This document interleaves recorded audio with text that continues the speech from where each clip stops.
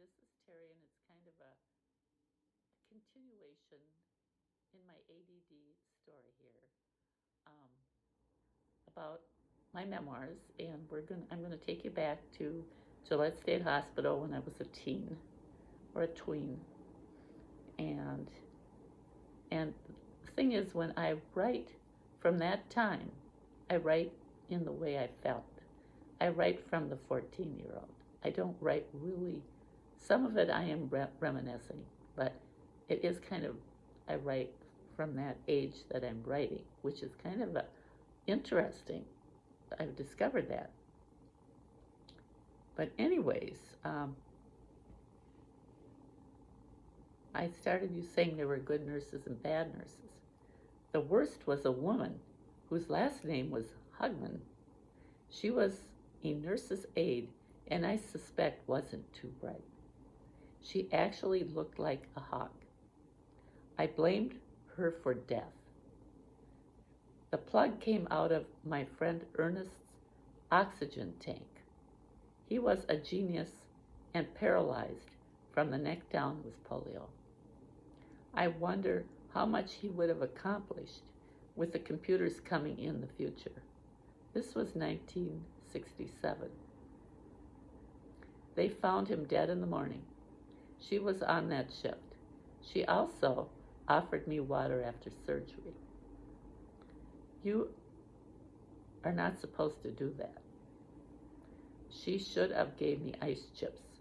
I sipped a little, not the entire cup, even though I wanted it badly. Maybe she was unaware that a person could die gulping water after surgery. Luckily, I had enough surgery before this to know this, and I didn't trust her. I could be wrong because of my junior high mentality, which is probably, it's all in my head probably. As a kid, I did sense when things were not right. Why did we stay so long in the hospital in those days? It was a long process with traction. The surgeon and doctors made rounds monthly. Dr. Frost would not discharge me. I was so sure I would be discharged that month that I called the Medicab to pick me up. Well, he did not, and boy, were they mad when they came for me. People were screaming at me as the drivers hauled me out on a stretcher. I was so happy coming home. Insurance and profit were not a part of institutions then. That was a good thing. There's always a but. They had no incentive to discharge you right away. My parents were working class, and they didn't have the means to take care of me at home. They put a body cast on me from my neck to my hips. This protected my spinal surgery so it would heal properly. Not only that, I had a hip and knee surgery, so I had a long leg cast on one leg. So the hospital was worried about sending me home to an upper duplex. They knew we were low income. So my mom must have convinced them that she could take me despite of the fact that she was pregnant. My aunt offered to have me stay at her home during the summer. I was her godchild, and she always sent me cards and gifts. I loved staying there. I was able to be pushed outside. I enjoyed my cousins. They treated me so good. We had great food and watermelon. I remember going hog wild, eating many pieces. I had the stomach flu. Sadly, that ended my fun stay at my auntie's house. So I went home to our upper duplex. Summer in a full body cast without air conditioning. No one had air conditioners in those days. We went outside to the park, pool, or lake that was close to our neighborhoods in Minneapolis. We are a resort city in the summer with all our parks and free programs. So my dog ignored me. I was so upset. She would rather go outside with my sisters. I wasn't that smart to figure out she hasn't seen me for a year and a half.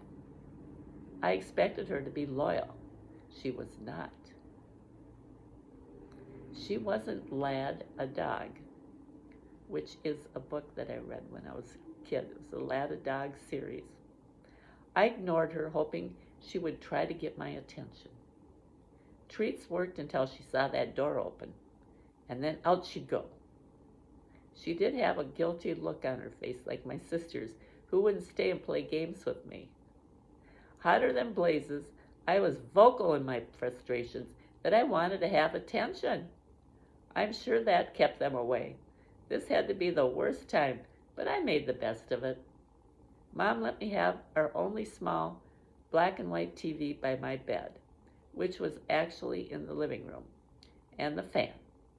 The 1965 Twins playoffs entertained me, and I loved watching baseball and learning our players like Harmon Killebrew, who shared a birthday with my son. My son pointed that out years later. I don't watch sports anymore, nor do I want to invest my time in it, but it is wonderful for people who need distraction like I did. I do like watching the end of the playoffs. I am thankful there is sports because I came to realize that people from all walks of life could make conversation about the teams. It didn't matter what age you were, your gender, your income, your ethnic, your mobility. You could talk sports to other fans anywhere, at all times. It levels the playing field. Your knowledge was tested, and welcoming conversation. That is, if you know what you're talking about. As a teen confined to a bed, I was knowledgeable. Okay, this is about my mom, Saint Mom, I call this. I had my guinea pig cage next to me. My mom put up with all the critters I dragged home. I babysat and bought my first guinea pig at 13 years old at the pet shop at around Christmas, so I called her Christmas. She was pregnant and had 3 babies. I called her Mama Christmas. After that, she was a world hair pig, black and white. I bought a pamphlet on how to raise pigs. I paid for the feed and salt block. I made a monthly trip to the pet shop for their pellets on 2 buses. I paid with my babysitting earnings. I cleaned their cage and made sure they had water. Pigs are social animals, so it is a good thing Mama Christmas had babies. I gave away 2 of them and kept Baby. She was all black and shiny. We had them in an old wood toy box with the top off. Our cat Mittens had kittens. We found homes for the kittens. One day I noticed the cat in the guinea pig cage. I panicked. I noticed Mama Christmas was running back and forth to the food bowl and the cat. She was offering her food. Mama Cat liked the pigs because they substituted for her loss. I am sure MC, or Mama Christmas, picked up on Mama Kitty's loss because we gave away her babies too. Sadly, we kept George too long. She had another batch of pigs. I learned my lesson in pig farming. Females only. So, when MC died, we kept her gray pig named February, and she was good company for Baby. A neighborhood tomcat tried to kill Baby, but I chased him off with my crutches and rage that only a mother can feel. Baby lived, but lost the use of her back legs. Fortunately, she still got around fine. They were a little stiff, but she was content. She lived a ripe old age, spending her days with February in her bathroom in a wire cage. In the summertime, we had a doghouse in our backyard built by the previous owners of the house we bought. I put a fence around it, and they had a summer vacation home to graze on grass. I sealed the door at night. Ace would keep an eye on unwanted cats. Our Mittens was an outdoor cat, and I'm sure she kept a watchful eye on them too. As a kid with disability, I found love and acceptance from pets. Well, when guests visited my parents, they would be greeted by my pigs. Guinea pigs have a high-pierced squeals. When someone enters our bathroom, they think they're getting fed. My poor cousin comes running out of there screaming, "Rats!" We didn't warn her. Actually, I don't think anybody using our bathroom was warned. One time I noticed something was off about my pig. She was walking funny and was extra mellow. I looked in its bowl and it had beer in it. I had an idea who did it. My pig survived, thank goodness. Funny how I look back and think, oh, how scary that must have been. My mother was a saint. She ended up taking over the duties of all our animals. I became busy when I was in high school, and she would end up feeding them, bringing them lettuce, and I would hear her talking to them in baby talk. Our dogs and cats, too. I had to buy the food and clean the cage for them. She made sure of that. The pigs spent a lot of time with her, I suspect. She turned on her radio to WCCO and listened to the radio shows.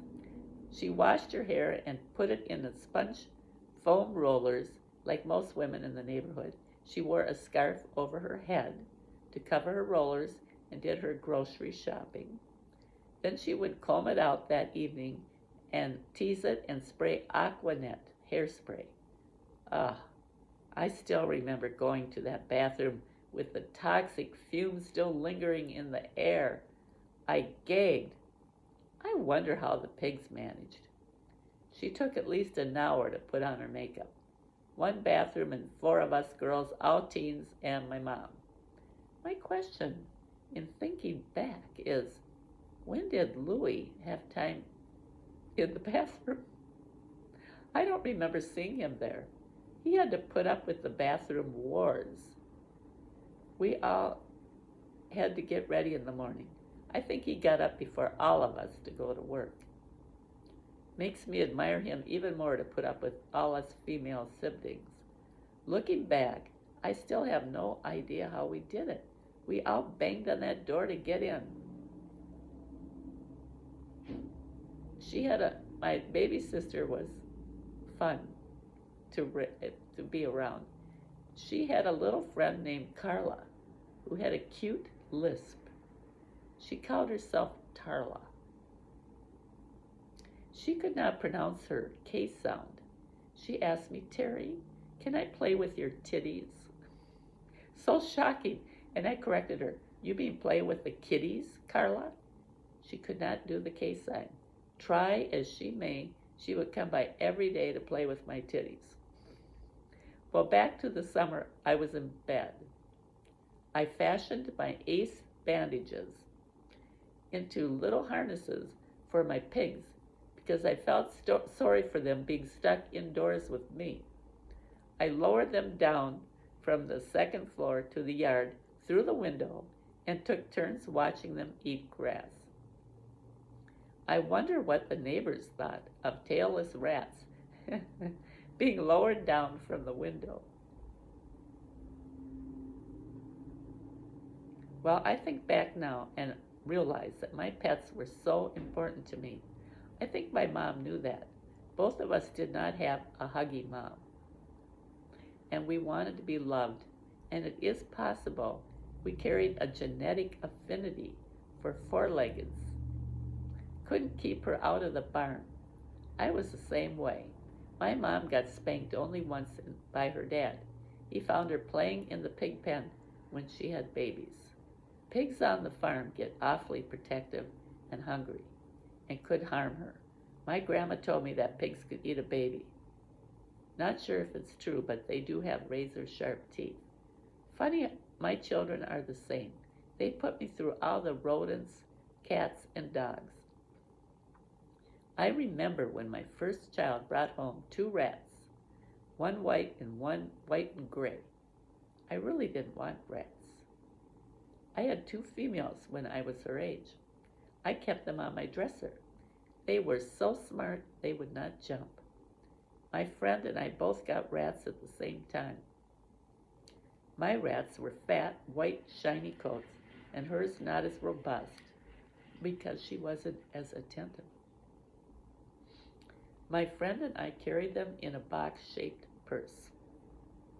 We would take the dog and the rats downtown to the photo booth at Woolworths. The Aqua Tenuo Parade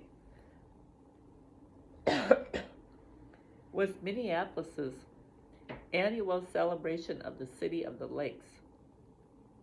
The businesses paid for the spectacle by entering floats. The businesses and city want to attract tourism, focusing on our many parks and lakes. Theodore Wirth was very important to our city because he wanted to have the lakes accessible to the public. The land surrounding most lakes was parkland. Our parks were very powerful and made our city the most livable city. St. Paul, our twin city, across the river, had a winter carnival, and our city wanted to show them up. Growing up in Minneapolis as a poor child in a rich environment was great. We had a park within walking distance for all of us. Your income level did not matter because all neighborhoods had lakes, beaches, and park wading pools. We were a resort city. All parks had a community building with after-school arts and activities. We were free as a child to walk there and join in the activities according to your income. In winter, the parks had skating rinks, including hockey rinks. Some had sliding hills. I remember playing at Powderhorn Park as a kid. My friend and I would go with her family. They would fish, and we caught goldfish and many turtles in the man-made pond. People, including my friend and I from high school, released one of the last frogs that escaped dissection. We were poor kids, rich in environment. We had city buses to transport on and had access to all our city sites. We had the tallest building, the Fauché Tower, an observation deck, 32 stories high. I enjoyed taking my friends and sister there. Was quite a view. I saw Axel there from our local children TV show, Axel's Treehouse, with Nurse Carmen and Clancy the Cop. Their TV studio was located in the Fauché Tower. Minneapolis had their own children's shows, along with Captain Kangaroo. Our city had a central park called Loring Park, which was located downtown. It was a beautiful pond with waterfowl, and the Walker Art Center was next to the park, and it was free for us on certain days. We had many lakes and beaches. I would go to Lake Nokomis, to Big Beach or Little Beach. Lake Hiawatha was next to it and went there too. We had Lake Calhoun. The name has been changed to Lake Bedamakaska. Took me a while, but I was happy to learn how to say it. Was a Dakota name meaning white earth. I was so thankful that white people started opening up their eyes and seeing the white supremacist culture that was preserved in emulating racist people in history. So thankful our country is starting to realize that. Well, anyways, this is called the Rat Buffer Zone. You want to have room at parade? Listen to this. Well, I digress. In time travel to 1965. We discovered the Torchlight Parade starting, so we made a little yarn harnesses on our rats with little 6-foot yarn leash. We had no problem seeing the parade. We had a rat buffer zone. The circumference of their yarn leash was free of people. That year they made Willard the Scary Rat movie.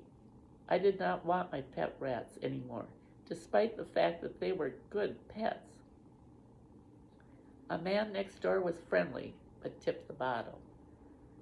He reminded me of Otis from Mayberry. I guess he liked my rats, and I gave them to him. I can't imagine what he thought the next morning when he saw my rats. I think back on this, and that was not a good decision on my part.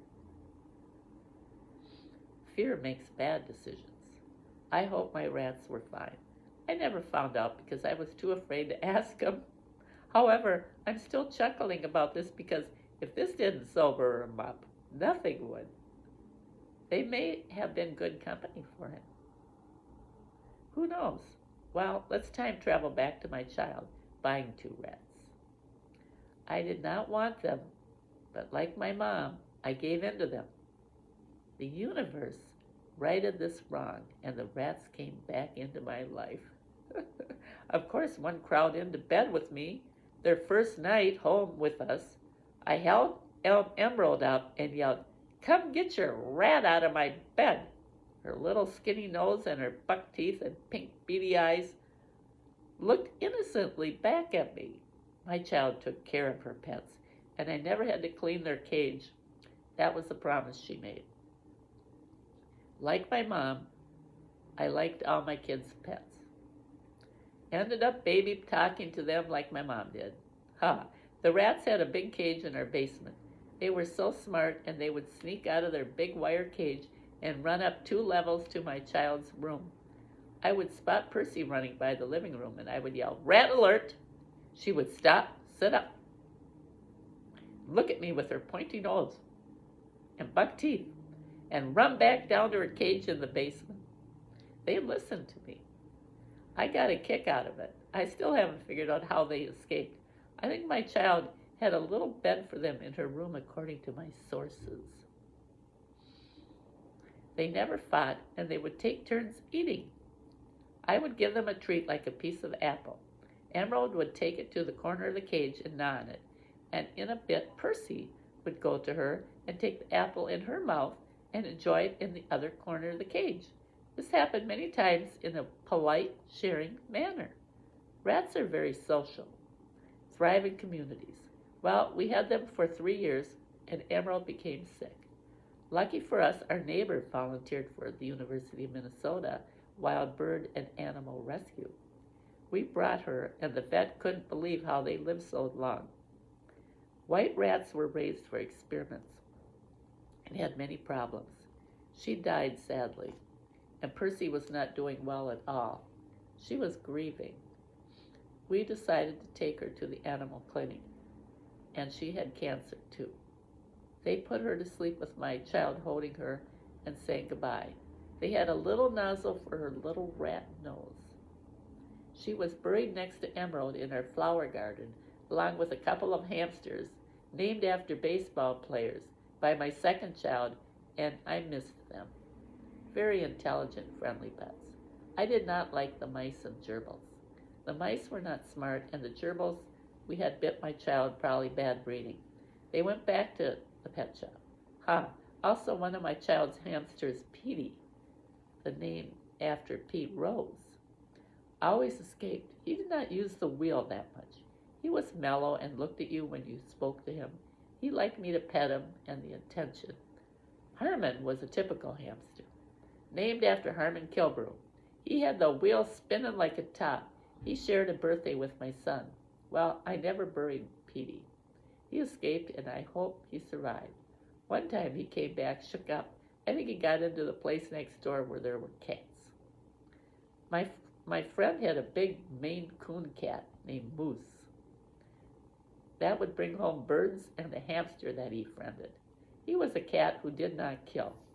My friend made a cage for the hamster. That was open on the top. They both hung out together. The cat would often be sleeping next to the cage.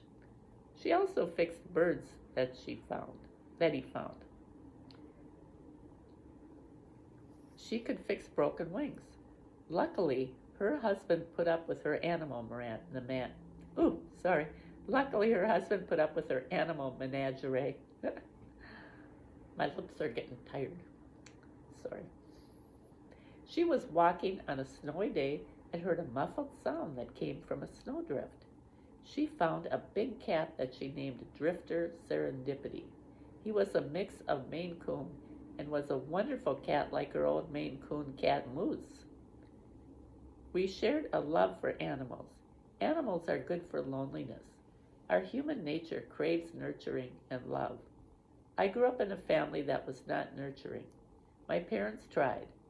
I am fortunate that I've always had a good home, cooked meals, and was placed in a Sunday school whenever we moved. I felt they loved us. We all did well in school. My parents were told not to treat me any different than my sisters. I wish they would have encouraged my sisters to hang out with me. I had to try to keep up with them. The ice cream truck would play its magic music that called all of us. I was left in the dust. They would hang out and go to dances and not include me. My mom should have had them play games with me that summer. I was bedridden. I wasn't an easy nature and was demanding. She was probably doing what she was told by my physical therapist. Miss Annan, I am sure it made me a stronger person, prepared me to be tough in a mobile world where I didn't fit in. I worry that my sisters resent me. Would have been great to be that big sister that was someone they could look up to. Wish I had a more mellow nature. How nice would that be? What ifs don't make it in my book of life. Reality bites at times. I am stuck in a partially paralyzed body and a brain that seems ADD. I struggle with addiction. Early in my life with cigarettes and 3-2 beer. Luckily, I gave them up and replaced them with healthy ones like gardening, arts, crafts. I drank a lot of coffee was my one vice. I tried my best to attain a career. My personality was geared to a beautician or waitress. My body was not up for that. I did not have the education for nursing or my dream job of being a veterinarian. I was an active child and was constantly moving. And I just have to say one thing about being a waitress. I don't know if I could do that. That is a very, you have to memorize what people order. And if you're ADD, you really have to listen when your table's ordering. And so a lot of my friends that are waitresses, and I admire them so much. And they work hard, they're on their feet, and they put up with people because people are horrible. You know, you sit down at a table and you have a waitress. It's a hard job. They're on their feet, and you have to tip them. They're getting minimal pay. And I always tell my friends that don't tip, I go, how can you short them? That is, they deserve that. They did a good job. Okay, if they didn't do a good job, yeah, fine, don't tip them that well. But tip them something. So anyway, I'm just going to say that because my mom was a waitress, my sisters were waitresses. I think even my friend Margot in a wheelchair was a waitress. There was a restaurant we had in the North Loop that was for people with disabilities. And I'm pretty sure Margot was, so that's kind of cool. But anyways, I'm going to let you go, and I'm just reading this because I get a kick out of it. And this is one of my Gillette series. And I think if there's kids around, they might enjoy some of my little animal stories. Well, have a happy holidays, and I hope you get through this.